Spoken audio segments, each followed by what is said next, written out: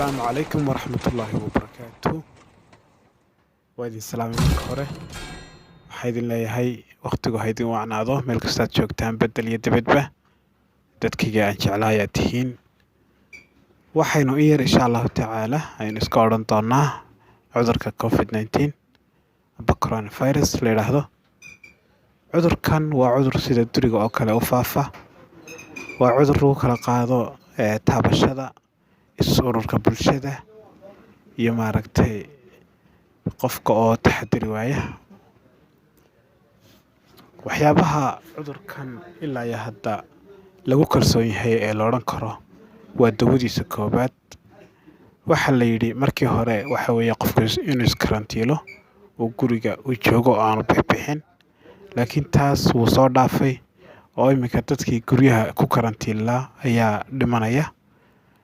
Markaa iminka wadamo fara badan sida Mareykanka oo kale waxaa la yidhi dadkii karantiilaa ha iska baxaan oo magaaladooda ha galaan, waayo dee karantiilkii maadaama uu dadkii ku dayn waayey dadkiina loo baahan yahay inay shaqeeyaan, dee waxaa la yidhi iska shaqaysta, ciddii ilaahay ku dilay ayuunbaa ku dhimanaysa.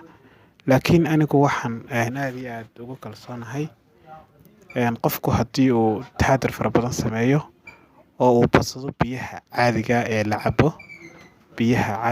la cabo hadduu qofku badsado waxaan aad iyo aad u rajeynayaa qofku inuu ku caafimaadi doono. waa biyahan la cabo ee ilaahay subxaana watacaala uu biyahaas uu roobka inooga soo shubo.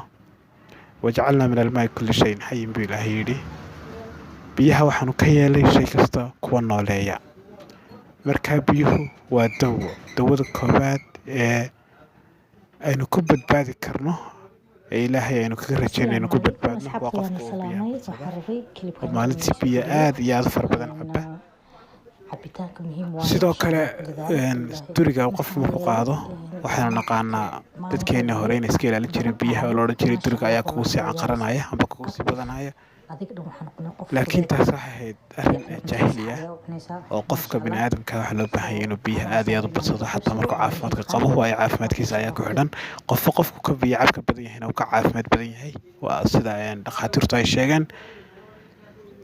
markaa walaalayaal, maadaama dawo rasmi la soo saarin oo la leeyahay dawadaas marka la cuno cudurka waa uu tegayaa, maadaamaan dawadaa la haynin, waxaa maanta anigu Yuusuf ahaan aan garasha idinkula talinayaa inaad biyaha aad iyo aad u badsataan oo biyaha maalintiiba aad cabtaan ugu yaraan ilaa 3 litir ilaa 4 litir oo markay ugu yar tahay. ilaahay waxaynu ka rajeynaynaa markaas inuu inagu bogsiiyo oo biyahaas ayaa dawo ah. biyuhu waa dawo, waa la isku raacay adduunka oo dhan. dhakhtar kasta oo aad u tagto adoo xanuun ka cabanaya wuxuu ka odhanayaa biyaha aad ma u cabtaa. markaa waa inaad qiyaas aad ka qaadatid amba su'aal iska weydiisid biyaha markasta muxuu dhakhtarku ku weydiiyaa. waa dawo cadiima oo loo baahan yahay qof waliba inuu isticmaalo. biyuhu run ahaantii inaguma taagna qarash fara badan amba bilaash ayaad ku heshaa biyaha. markaas dadkuna had iyo jeer waxay raadiyaan wax lacag fara badan ay kaga baxdo. taasi waa fikrad khaldan ee qofku dawada ugu sahlan waa inuu qaato. intaas ayaan idinkula talinayaa. assalaamu calaykum waraxmatullaahi tacaala wabarakaatu.